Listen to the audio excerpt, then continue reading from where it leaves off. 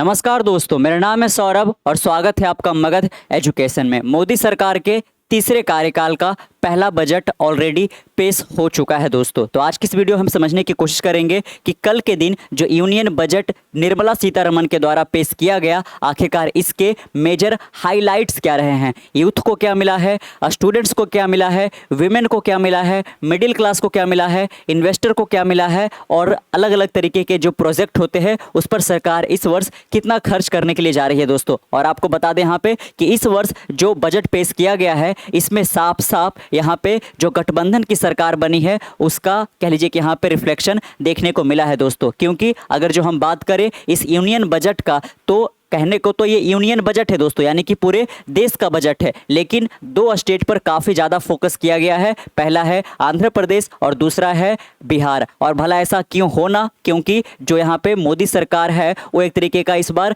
गठबंधन की सरकार है दोस्तों, जिसमें से टीडीपी यानी कि जो चंद्रबाबू नायडू की पार्टी है और साथ में यहाँ पे जदयू जो कि नीतीश कुमार की पार्टी है, उनके समर्थन के कारण ही यहाँ पे बीजेपी एनडीए के कारण एक तरीके से वो सरकार बना पाई है दोस्तों। और इस वर्ष बिहार को यहाँ पे सबसे बड़ा यहाँ पे कह लीजिए कि बजट का हिस्सा दिया गया है। 26,000 करोड़ यहाँ पे जो इंफ्रास्ट्रक्चर प्रोजेक्ट होता है रोड एंड ट्रांसपोर्ट को यहाँ पे डेवलप करने के लिए, वो बिहार को दिया गया दोस्तों। ऑलरेडी यहाँ पे जो बिहार की मांग थी कि उनको विशेष राज्य का दर्जा दिया जाए, उसको सेंट्रल गवर्नमेंट के द्वारा रिजेक्ट किया गया, लेकिन यहाँ पे सबसे बड़ा जो चंक है वो 26,000 करोड़ का सौगात यहाँ पे बिहार को दे दिया गया है दोस्तों। वहीं अगर जो हम आंध्र प्रदेश की बात करें तो आंध्र प्रदेश को 15,000 करोड़ रुपया एलोकेट किया गया है, ताकि आंध्र प्रदेश का जो नया कैपिटल है अमरावती, उसको डेवलप किया जा सके दोस्तों यहाँ पे, है ना। तो आपने जाना यहाँ पे किस गठबंधन की सरकार जो है इसका साफ साफ यहाँ पे असर बजट पे देखने को मिला है, किस रूप में यहाँ पे। तो आप देख सकते हो बाकायदा दोस्तों कि आंध्र प्रदेश को टोटल में 15,000 करोड़ रुपया दिया गया है,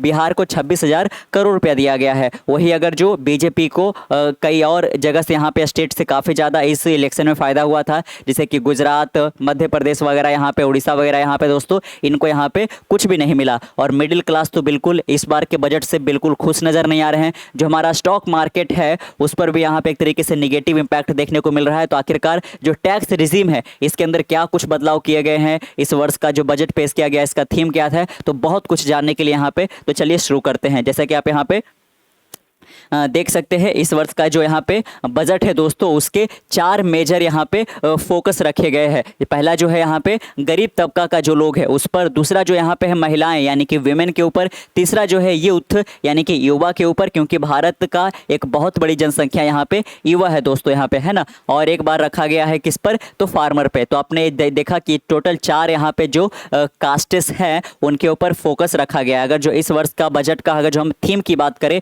तो थीम क्या रखा गया है, एम्प्लॉयमेंट यानी कि रोजगार, स्किलिंग है दोस्तों, एमएसएमई यानी कि जो यहाँ पे मिनिमम एक तरीके से जो स्मॉल मीडियम यहाँ पे एंटरप्राइजेज होते हैं उनके ऊपर, यानी कि जो स्मॉल बिजनेसेस होते हैं उनके ऊपर, और साथ में कहने को तो मिडिल क्लास के ऊपर यहाँ पे थीम रखा गया था, लेकिन मिडिल क्लास का कहना है कि उनको इस बार के मैं यहाँ पे एक तरीके से बजट में उनको कुछ नहीं मिला है दोस्तों। चलिए आप यहाँ पे हम देख लेते हैं कि जो ये विकसित भारत का प्रायोरिटी सेट किया गया था, आखिरकार इसमें किस पर क्या यहाँ पे रखा जाएगा दोस्तों। तो सबसे पहले आप देखिएगा नेचुरल फार्मिंग को लेकर कि 1 crore farmer across the country will be initiated into natural farming supported by certification and branding in next 2 year, कि अगले 2 वर्षों के अंदर अंदर 1 करोड़ फार्मर जो है पूरे देश भर से वो नेचुरल फार्मिंग के अंदर यहाँ पे जाएंगे दोस्तों, और उनको यहाँ पे सर्टिफिकेट और ब्रांडिंग सरकार की ओर से यहाँ पे दिया जाएगा। Shrimp production and export financing for shrimp farming processing and export will be facilitated through NABARD, यहाँ पे नाबार्ड का यहाँ पे हेल्प दिया जाएगा,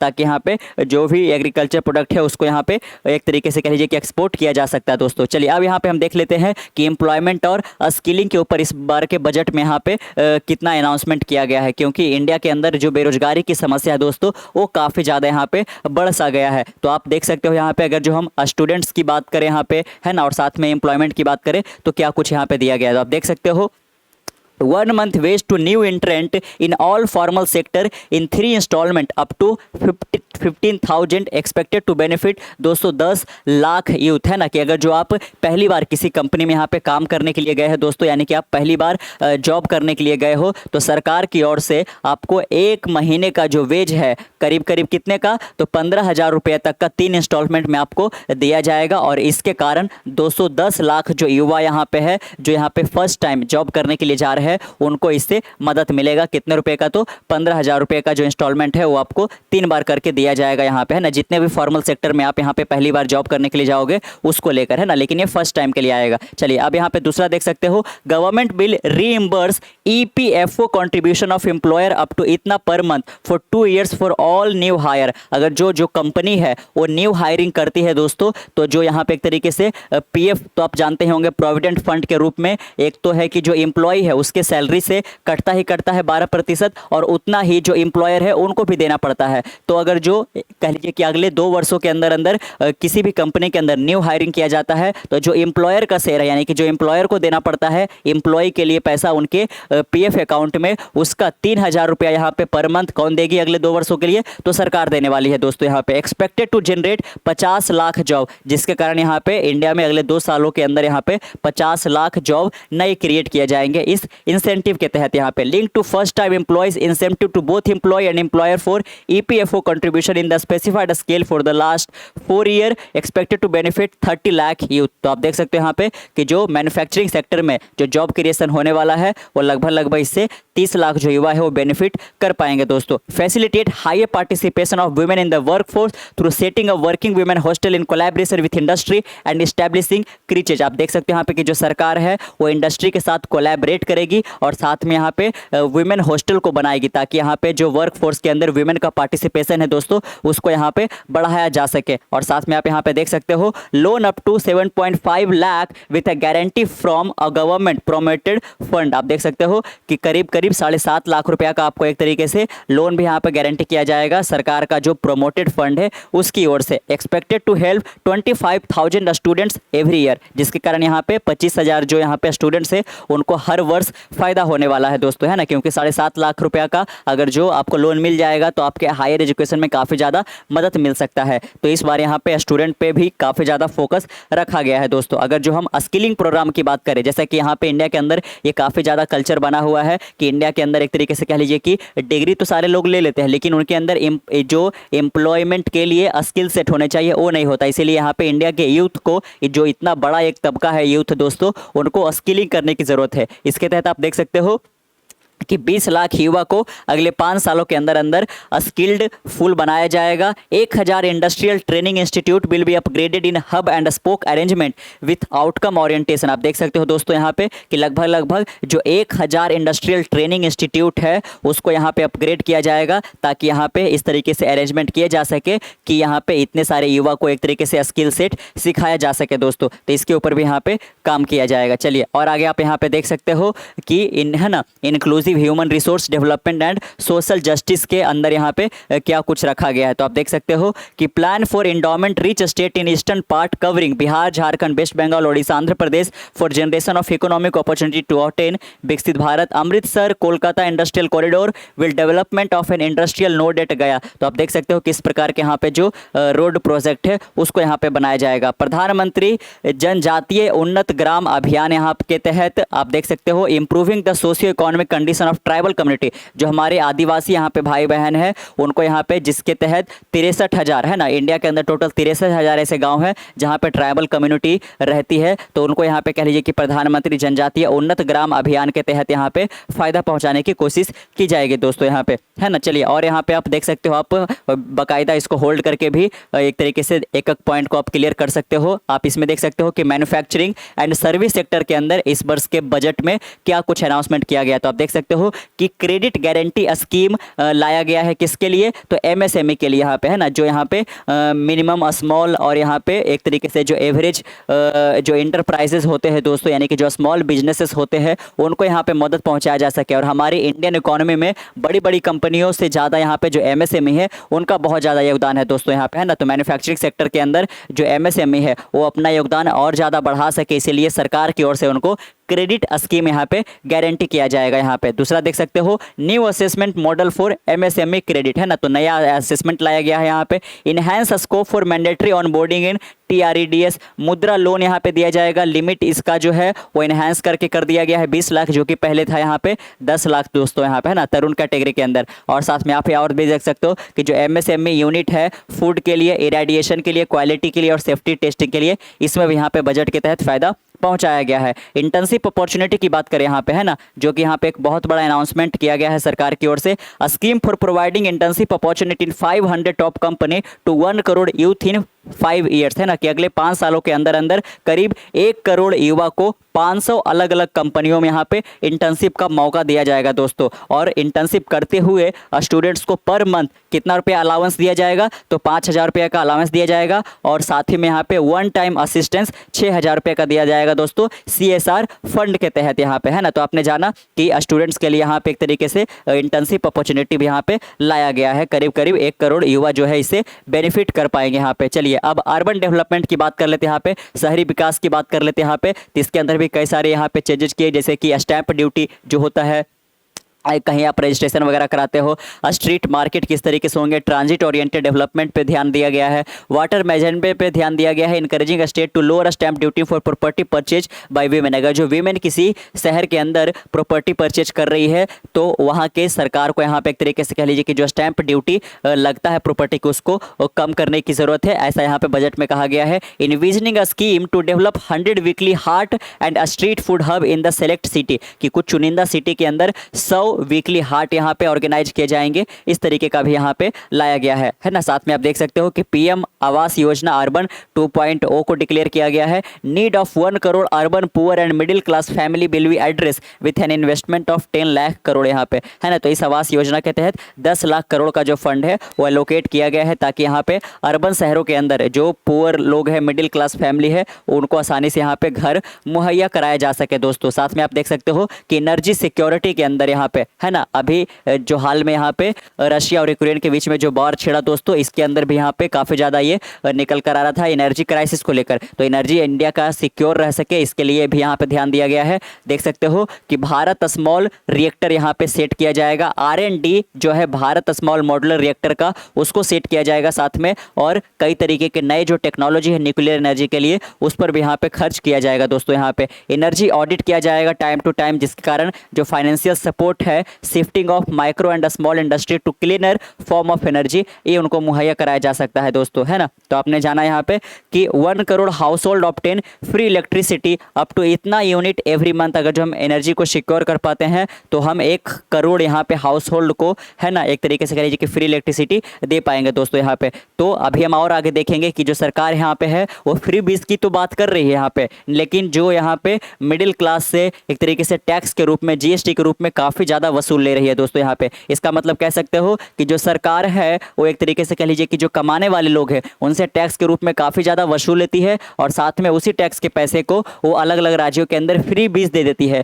ताकि वो अपना यहाँ पे वोट बैंक ले सके दोस्तों, है ना। तो ये एक तरीके से कह लीजिए कि काफ़ी ज़्यादा इस वर्ष के जो बजट पेश किया गया, इसमें काफ़ी ज़्यादा सरकार को क्रिटिसिज्म झेलने को मिल रहा है कि आप टैक्स तो ले रहे हो अमेरिका की तरह, लेकिन जो आप सर्विसेज प्रोवाइड कर रहे हो वो सोमालिया और सूडान की तरह कर रहे हो दोस्तों। इसी के लिए जो बहुत सारे लोग यहाँ पे ट्विटर पे वो एक तरीके से हैशटैग भी यहाँ पे चला रहे हैं, जो जिसका नाम यहाँ पे है टेररिज्म, है ना, टैक्स टेररिज्म का वो नाम दे रहे हैं यहाँ पे, कि बिल्कुल यहाँ पे इस तरीके से टैक्स वसूला जा रहा है जैसे मानो कि जो सरकार है वो एक तरीके से टेररिस्ट एक्टिविटी यहाँ पे कर रही है दोस्तों। चलिए अब यहाँ पे हम देख लेते हैं इंफ्रास्ट्रक्चर प्रोजेक्ट के ऊपर इस वर्ष के बजट में क्या अनाउंसमेंट किया गया है। तो प्रोविजन ऑफ 11,11,111 करोड़ यहाँ पे इंफ्रास्ट्रक्चर पे खर्च किया जाएगा, जो कि हमारी GDP का करीब करीब 3.4% हो जाता है दोस्तों। करीब करीब 1.5 लाख करोड़ जो है वो स्टेट को, है ना, एक तरीके से long term interest free loan support provide किया जाएगा यहाँ पे रिसोर्स एलोकेशन के ऊपर। Phase 4 of PMGSY will be launched to provide all weather connectivity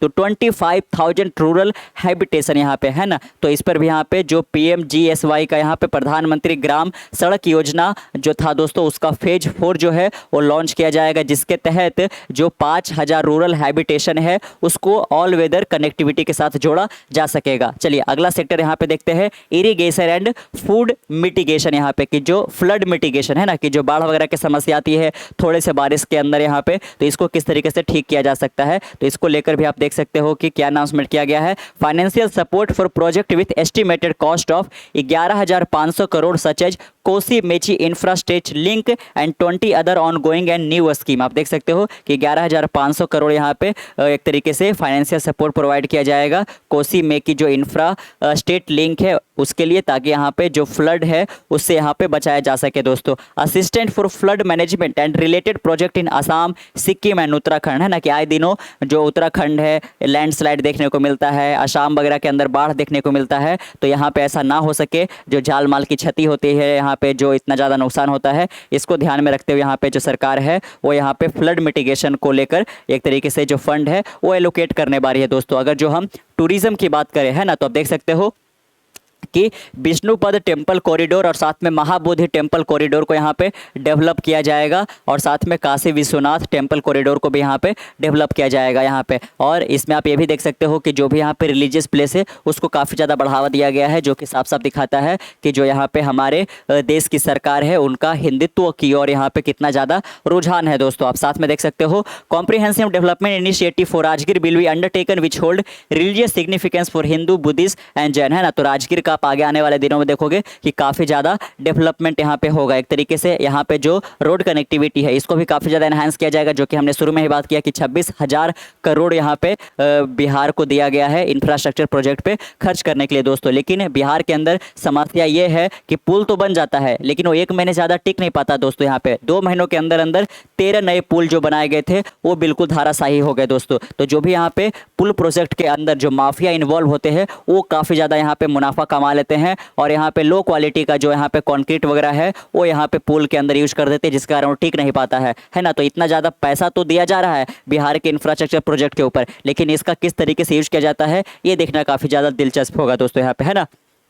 चलिए, और आप देख सकते हो उड़ीसा के अंदर जो सीनिक ब्यूटी है, टेम्पल्स है, मोनूमेंट है, क्राफ्टमैनशिप है, जो कि उड़ीसा का कल्चर का हिस्सा है और काफ़ी इस कह लीजिए कि यहाँ पे संभाल कर उन्होंने रख रखा है, इसको भी काफ़ी ज़्यादा यहाँ पे बढ़ावा दिया जाएगा। अनुसंधान नेशनल रिसर्च का यहाँ पे ऑपरेशनलाइजेशन किया जाएगा, यहाँ पे फंड एलोकेट किया जाएगा। जो स्पेस इकोनॉमी है वो यहाँ पे कह लीजिए कि यहाँ पे बूस्ट करने की कोशिश की जाएगी। अब venture capital fund of 1,000 crore is to be set up यहाँ पे, है ना। तो स्पेस इकोनॉमी में भी बढ़ावा दिया जाएगा, करीब करीब 1,000 करोड़ रुपए का यहाँ पे एलोकेशन होने वाला है दोस्तों, है ना। नेक्स्ट जनरेशन रिफॉर्म के अंदर भी यहाँ पे रूरल और अर्बन लैंड रिलेटेड यहाँ पे जो एक्शन है वो यहाँ पे लिए जाएंगे। जो भी यहाँ पे एक तरीके से कह लीजिए कि रजिस्टरिंग वगैरह का काम होता है उसको डिजिटलाइज कर दिया जाएगा। यहाँ पे जो भी स्टैंप ड्यूटी वगैरह लगता है दोस्तों उसको थोड़ा सा यहाँ पे कम करने की कोशिश की गई है। Unique land parcel identification number और BHU Aadhaar for all land, यहाँ पे कि जितने भी यहाँ पे लैंड है वो हर एक के लिए यहाँ पे unique land parcel identification number यहाँ पे अब से डिक्लेयर किया जाएगा, ताकि यहाँ पे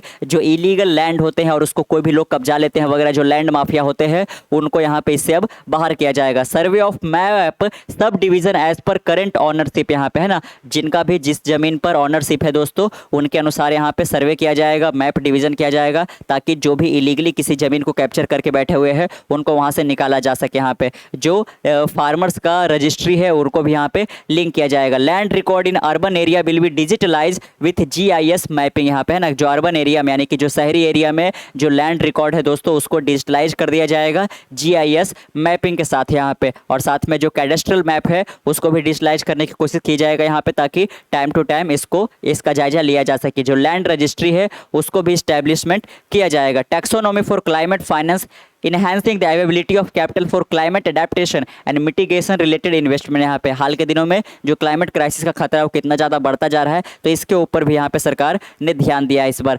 FDI overseas investment simplified to facilitate FDI and promote opportunity for using Indian rupee as a currency for overseas investment दोस्तों। यहाँ पे साथ में एक और तलाशा गया है यहाँ पे कि जो भारत का रुपये है उसको यहाँ पे इंडिया से बाहर किस तरीके से यहाँ पे इन्वेस्टमेंट के तौर पर यूज किया जा सकता है, FDI के रूप में यहाँ पे यूज किया जा सकता है दोस्तों। और साथ में यहाँ पे आप देख सकते हो यहाँ पे, है ना, कि एक एनपीएस वात्सल्य यहाँ पे लॉन्च किया गया है। जैसा कि आपने सुकन्या समृद्धि योजना के बारे में जानते होंगे कि जिन भी यहाँ पे गर्ल्स का उम्र अभी 10 साल है, 8 साल है, उनके लिए उनके जो पेरेंट्स हैं अपने बच्चों के बिहाफ में एक तरीके का अकाउंट खुलवा देते हैं और उसमें कुछ पैसे जमा करते हैं। और जब उनका उम्र 18 वर्ष यहाँ पे 20 वर्ष हो जाता है तो चाहे उनकी शादी के लिए हो, चाहे यहाँ पे एक तरीके से कह लीजिए कि उनको हायर एजुकेशन के लिए हो, वो यहाँ पे एक इकट्ठे अमाउंट मिल जाता है। तो एक नया यहाँ पे स्कीम लॉन्च किया गया जिसका नाम क्या रखा गया है, एनपीएस वात्सल्य रखा गया यहाँ पे, जिसके तहत जो पेरेंट्स है और जो गार्जियन है वो अपने बच्चों के बिहाफ में ये वाला यहाँ पे जो अकाउंट है वो खुलवा सकते हैं, ताकि उनके जो गर्ल्स बच्चे हैं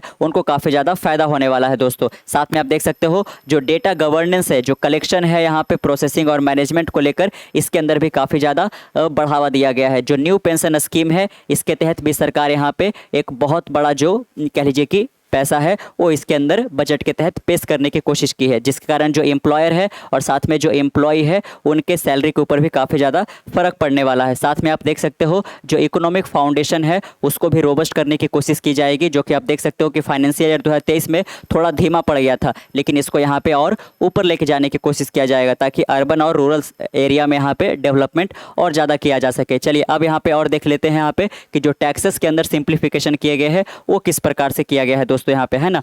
तो आप देख सकते हो जो कैंसर मेडिसिन होता है वो एक तरीके से कह लीजिए कि फुल्ली एग्जेम्प्ट कर दिया गया है कस्टम ड्यूटी से, यानी कि किसी दूसरे देश से अगर जो कैंसर का दवा इंडिया के अंदर मंगवाया गया है तो उसके ऊपर जो कस्टम ड्यूटी लगाया जाता था तो उसको कम कर दिया है, यानी कि जो कैंसर वगैरह के जो दवाएं हैं वो अब आपको सस्ते दामों पर उपलब्ध करवा दिया जाएगा। यहाँ पे जो कस्टम ड्यूटी है गोल्ड और सिल्वर पे उसको भी 6% से कम किया गया है। तो हाल के दिनों में जो आपने है ना सुन रखा होगा कि जो सोना और चांदी का जो प्राइस है वो आसमान छू रहा है, उसको काफ़ी कम करने के यहाँ पे कोशिश किया गया है। प्लैटिनम हो गया, गोल्ड हो गया, सिल्वर हो गया, ये सब का जो प्राइस है करीब करीब 6% से लेकर 7% तक यहाँ पे घटाया गया है। जो मोबाइल फ़ोन है, जो चार्जर वगैरह है यहाँ पे उस पर भी जो कस्टम ड्यूटी है उसको 15% से घटा दिया है, यानी कि mobile phone, charger, gold, silver, platinum ये सब यहाँ पे इस बजट के तहत सस्ते होने वाले हैं यहाँ पे, है ना। चलिए और यहाँ पे आप देख सकते हो कि जो टैक्स रिजीम है उसमें क्या चेंजेस किया गया है। यहाँ पे अगर जो जिनका है ना 0 से 3 लाख के अंदर जो टैक्स स्लैब के अंदर आते हैं उनको किसी प्रकार का टैक्स नहीं देना पड़ेगा। जो 3 से 7 लाख के टैक्स स्लैब में आते हैं 5% किया गया है यहाँ पे। 7 से 10 लाख के अंदर 10% का लगेगा टैक्स। 10 से 12 लाख जो यहाँ पे टैक्स स्लैब के अंदर आते हैं उनको 15% का देना पड़ेगा। 12 से 15 लाख के लिए 20% और 15 लाख से जिनका ऊपर का यहाँ पे टैक्स स्लैब के अंदर आते हैं उनको 30% का यहाँ पे एक तरीके से दोस्तों टैक्स के रूप में देना पड़ेगा। अगर जो हम कॉर्पोरेट टैक्स रेट की बात करें यहाँ पे तो उसको घटाया गया है। पहले 40% हुआ करता था, लेकिन अब कितना कर दिया गया है, 35% कर दिया गया है दोस्तों यहाँ पे। तो आपने जाना यहाँ पे कि जो टैक्स रेजिम के अंदर जो सिंप्लीफिकेशन किया गया है इसके तहत 17,500 रुपये का जो सेविंग आप कर सकते हो दोस्तों। लेकिन यहाँ पे इस वर्ष का जो बजट है वो स्टॉक मार्केट के जो इन्वेस्टर है और ट्रेडर है उनके लिए बिल्कुल भी अच्छा नहीं रहा है दोस्तों, क्योंकि जो यहाँ पे long term capital gain tax है उसको यहाँ पे बढ़ा दिया गया है और साथ में जो short term capital gain tax है उसको भी बढ़ा दिया गया है दोस्तों। तो long term capital gain tax में एक तरीके से इन्वेस्टर को काफ़ी ज़्यादा फायदा होता था, अब वो उतना नहीं हो पाएगा। और short term capital gain tax जो पहले कम लिया जाता था जिसके कारण जो स्विंग ट्रेडर वगैरह होते थे, ट्रेडर वगैरह है उनको फायदा होता था, F&O ट्रेडर को फायदा होता था। लेकिन अब ऐसा नहीं है दोस्तों। आप देख सकते हो कि शॉर्ट टर्म जो गेन है फाइनेंशियल एसेट के ऊपर अब उसके ऊपर कितना टैक्स लगेगा, 20% का लगेगा, जो कि पहले कितना लगता था, महज 15% यहाँ पे लगता था। और वही अगर जो हम लॉन्ग टर्म कैपिटल टैक्स की बात करें यहाँ पे तो ये जो पहले 10% हुआ करता था इसको बढ़ाकर अब 12.5% कर दिया गया है। इंक्रीज इन लिमिट और exemption of capital gain on financial asset. तो आप देख सकते हो कि पहले जो टैक्स लगाया जाता था वो 1 लाख, अगर जो आप एक साल में गेन कर रहे हो स्टॉक मार्केट से तो उसके ऊपर 10% का जो है वो कैपिटल गेन टैक्स लगाया जाता था। लेकिन जो एग्जेम्पशन लिमिट है वो 1 लाख से बढ़ाकर 1,25,000 किया गया है। लेकिन जो टैक्स का पहले 10% लिया जाता था अब उसको बढ़ाकर 12.5% कर दिया गया है। तो आप देख सकते हो कि जो short term capital gain tax है उसको 15% से बढ़ाकर 20% किया गया है और जो long term capital gain tax है उसको 10% से बढ़ाकर 12.5% किया गया है दोस्तों। चलिए और यहाँ पे आप देख सकते हो कि जो एंजल टैक्स यहाँ पे लिया जाता था वो किसी भी क्लास के जो इन्वेस्टर यहाँ पे है पूरी तरह से इसको एबॉलिश कर दिया गया। यानी कि अगर जो आप एक तरीके से एंजल इन्वेस्टमेंट लेते हो अपने स्टार्टअप वगैरह के लिए तो इस पर किसी भी प्रकार का टैक्स आपको देने की ज़रूरत यहाँ पे नहीं है दोस्तों। साथ में आप और देख सकते हो कि जो कॉर्पोरेट टैक्स रेट है उसको भी 40% से घटाकर 35% किया गया है यहाँ पे, है ना। चलिए, और यहाँ पे आप देख सकते हो कि अगर जो हम 1 रुपीस की बात करें यहाँ पे, तो सरकार को कहाँ कहाँ से आता है, तो आप देख सकते हो कि 1 रुपये है ना 19% आता है करीब करीब इनकम टैक्स से। यूनियन एक्साइज ड्यूटी से सरकार वसूलती है 5% यहाँ पे। जीएसटी और अदर टैक्सेस से करीब करीब 18% यहाँ पे सरकार को जाता है। कॉरपोरेट जो बड़ी बड़ी यहाँ पे कंपनियाँ होती है उनसे सरकार करीब करीब 17% यहाँ पे तसीलती है दोस्तों। साथ में जो नॉन टैक्स रेसिपेंट है वहाँ से 9% कहाँ पर सरकार को जाता है। कस्टम यानी कि जो भी इंडिया के अंदर कुछ कोई भी विदेशी कंपनी वगैरह है वो कुछ भी यहाँ पे इंडिया के अंदर लेके आ रही है तो उस पर सरकार कस्टम ड्यूटी लगाती है, एक्साइज ड्यूटी लगाती है, जिससे सरकार को टोटल जो यहाँ पे टैक्स आता है उसका 4% यहाँ पे आता है दोस्तों। साथ में आप देख सकते हो जो बोरोइंग और लाइबिलिटी से आता है सरकार को वो करीब करीब 27% आता है। वही अगर जो हम बात करें यहाँ पे कि बजट के रूप में जो सरकार है ना एलोकेट करती है वो आप देख सकते हो कि करीब करीब सरकार 4% जो है वो पेंशन पे खर्च करती है। सेंट्रली स्पॉन्सर्ड जो स्कीम होता है अलग अलग राज्यों के अंदर उस पर सरकार के द्वारा 8% का यहाँ पे इस बजट में रखा गया है। फाइनेंस कमीशन जो होता है और साथ में जो ट्रांसफ़र वगैरह यहाँ पे होता है जिसके कारण सरकार को 9% खर्च करना पड़ता है। जो इंटरेस्ट पेमेंट होता है उस पर करीब सरकार 19% खर्च करती है दोस्तों, है ना। तो ये आपने जाना कि सरकार को रुपीज़ आता किस किस सेक्टर से कितना % है और सरकार बजट के तहत जो एक्सपेंडिचर करती है वो कितना % अलग अलग सेक्टर के ऊपर करती है, ये इसमें है ना। चलिए और आप देख सकते हो कि अलग अलग जो यहाँ पे हमारा मिनिस्ट्री है उनको इस बजट के तहत कितना रुपया एलोकेट किया गया है। तो अगर जो हम डिफेंस मिनिस्ट्री की बात करें यहाँ पे तो करीब करीब 4,54,773 करोड़ रुपया इस बजट के तहत दिया गया है। रूरल डेवलपमेंट यानी कि ग्रामीण विकास के बारे में बात करें यहाँ पे तो 2,65,808 करोड़ रुपया एलोकेट किया गया है। एग्रीकल्चर और अलाइड एक्टिविटी यानी कि कृषि से रिलेटेड जो और भी यहाँ पे कह लीजिए कि डोमेस्टिकली काम किए जाते हैं हमारे किसान भाइयों के तहत यहाँ पे उनको भी इस बजट में काफ़ी ज़्यादा राहत दिया गया है और करीब करीब 1,51,851 यहाँ पे करोड़ रुपया एलोकेट किया गया है। जो हम होम अफेयर होता है वहाँ पे भी 1,50,000 करोड़ का योगदान दिया गया है इस वर्ष के बजट में एजुकेशन को लेकर यहाँ पे, और साथ में युवा वर्ग के जो यहाँ पे रोजगार है उनके ऊपर भी काफ़ी ज़्यादा ध्यान दिया गया। आप देख सकते हो कि एजुकेशन सेक्टर के अंदर इस वर्ष जो सरकार है वो 1,25,638 करोड़ रुपए यहाँ पे खर्च करने वाली है। आईटी यानी कि इंफॉर्मेशन टेक्नोलॉजी और जो टेलीकॉम इंडस्ट्री है वहाँ पे भी सरकार इस वर्ष 1,16,342 पे खर्च करेगी। हेल्थ केयर सेक्टर पे करीब करीब 89,000, एनर्जी के ऊपर 68,000, सोशल वेलफेयर के ऊपर 56,000 और कॉमर्स और इंडस्ट्री के ऊपर 47,000 करोड़ यहाँ पे खर्च होने वाला है। तो आपने जाना है रोड मैप की अगले 1 साल के अंदर अलग अलग सेक्टर के अंदर कितना सरकार यहाँ पे खर्च करने जा रही है दोस्तों। चलिए और आप यहाँ पे देख सकते हो अगर जो हम मनरेगा की बात करें यहाँ पे है ना, Mahatma Gandhi rural national employment जो गारंटी एक्ट दिया जाता है जिसके तहत जो भी लोग ग्रामीण यहाँ पे इलाकों में रह रहे हैं और वहाँ पे अगर जो एम्प्लॉयमेंट का समस्या है और अगर जो वो रोजगार चाहते हैं तो सरकार उनको 1 वर्ष में यानी कि 365 दिन में 100 दिनों का जॉब गारंटी देती है और उसके तहत जो भी उनका डेली का भत्ता बनता है 300 से लेकर 400 वो उनको मुहैया कराया जाता है। और अगर जो सरकार इसमें फेल हो जाती है कि उनको किसी प्रकार का काम नहीं हो दे पा रही है तो अगले 15 दिनों के बाद यहाँ पे उनका जो अलावेंस है वो चालू हो जाता है दोस्तों। यानी कि आपको काम मिले या नहीं मिले है ना, आपको 15 दिन शुरू में वेट करना है। सर अगर जो काम नहीं दे पाती है तो भी आपको यहाँ पे पैसा दिया जाएगा। तो ये मनरेगा का जो स्कीम है वो रूरल इलाकों में काफ़ी ज़्यादा बेनिफिशियल होता है। तो आप देख सकते हो कि पिछले वर्ष यहाँ पे है ना जो पिछला फाइनेंशियल ईयर था इस पर करीब करीब 60,000 करोड़ का यहाँ पे बजट एलोकेट किया गया था, लेकिन इस वर्ष के लिए इसको बढ़ाकर 86,000 करोड़ कर दिया गया है। वहीं अगर जो हम R&D प्रोजेक्ट के बारे में बात करें यहाँ पे तो पिछले वर्ष 840 करोड़ रुपया एलोकेट किया गया था, इस वर्ष 1,200 करोड़ रुपया कर दिया गया है। न्यूक्लियर पावर प्रोजेक्ट के बारे में बात करें यहाँ पे तो पहले 442 करोड़ था, अब यहाँ पे 2,228 करोड़ कर दिया गया। काफ़ी ज़्यादा यहाँ पे बढ़ोतरी देखने को मिला है। वही अगर जो हम फार्मास्यूटिकल इंडस्ट्री के ऊपर गौर करें तो पिछले वर्ष यहाँ पे 1,200 करोड़ था जिसको बढ़ाकर 2,143 करोड़ रुपया किया गया है। वही अगर जो सेमीकंडक्टर इंडस्ट्री में हम देखें तो पहले 3,000 करोड़ था जिसको बढ़ाकर 6,903 करोड़ कर दिया गया है। सोलर पावर के बारे में देखें यहाँ पे तो पहले 4,970 करोड़ था जिसको बढ़ाकर 10,000 करोड़ कर दिया गया यहाँ पे, क्योंकि जो एनर्जी क्राइसिस वगैरह का समस्या होता है एक तरीके से और जो है इंडिया और पूरा दुनिया यहाँ पे है अब वो ग्रीन एनर्जी की ओर शिफ्ट होता जा रहा है। यहाँ पे जो भी कोल और पेट्रोलियम रिलेटेड जो एनर्जी है उस पर हमें अब जो डिपेंडेंसी है उसको खत्म करने की जरूरत है। इसीलिए सोलर पावर के ऊपर इस वर्ष यहाँ पे सरकार अपने बजट का एक बहुत बड़ा हिस्सा यहाँ पे खर्च करेगी दोस्तों। साथ में आप देख सकते हो कि जो LPG वगैरह यहाँ पे है ना उस पर सरकार जो पहले यहाँ पे पिछले वर्ष 180 करोड़ रुपया खर्च करी थी, अब 1500 करोड़ रुपये यहाँ पे खर्च करने जा रही है। यहाँ पे जो क्रेडिट दिया जाता है, यानी कि एक तरीके से जो लोन दिया जाता है IDA स्कीम के तहत, पहले 1300 करोड़ रुपया बजट एलोकेट किया गया था पिछले वर्ष, अब इसको बढ़ाकर 3849 कर दिया गया है यहाँ पे। साथ में आप और भी देख सकते हो यहाँ पे, है ना, कि जो सरकार का एक्सपेंडिचर और यहाँ पे जो रेसिपेंट है, यानी कि आएगा पैसा कैसे और साथ में ये जाएगा किस तरीके से, तो आप इसका भी बाकायदा जो देख सकते हो कि अलग अलग, है ना, वर्ष में कैसा रहा है, ये आप इस पर एक तरीके से होल्ड करके आप इसको देख सकते हो कि 22-23 में कैसा रहा था, फिर 23-24 में कैसा है, फिर 24-25 के लिए किस तरीके से सेट किया गया यहाँ पे कि रेवेन्यू और एक्सपेंडिचर सरकार का कैसा का रहने वाला है। साथ में आप यहाँ पे देखेंगे कि जो अश्नीर ग्रोवर है ना, इनका क्या कमेंट एक तरीके से आया है। तो इनका कहना है कि इस वर्ष का जो बजट है वो एक पूरी तरह से बोरिंग है,